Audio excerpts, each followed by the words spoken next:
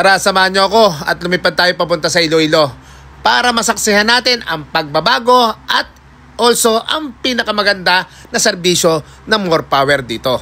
Pinili namin ang lugar na to kasi ito ang isa sa project na aming pupuntahan. Tulad nga na sabi ko, paunlad ng paunlad ang lugar ng Iloilo. Kaya nga, papunta tayo doon. Kaya guys, abangan!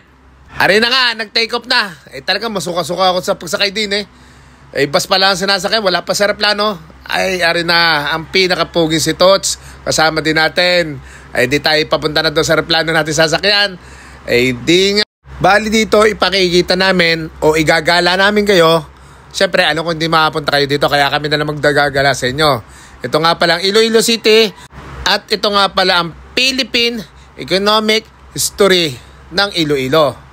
Siyempre, papasukin natin to at magtatanong-tanong tayo. Narito nga pala yung opisyan ni na Mayor at ito nga pala ang ginawa nila. Underground lines. Kaya naman, tingnan nyo kung kaano kaganda ng Calle Real. Ay talaga namang inam naman talaga Walang puste, kahit sasaputan ng gagamba. Kita nyo gang substation ng mga yan. Ay talagang kahit saan ka magpunta, kalat na kalat Ari nga, nadini tayo sa pinaka-opisina ng More Power. Ay talaga namang nakaupo ka na yung pamerinda ka pa din At ang serbisyo ay napakagagaling, napakababait pa ng mga tauhan din Kaya din sa More Power ay wala ka nang pipiliin pa.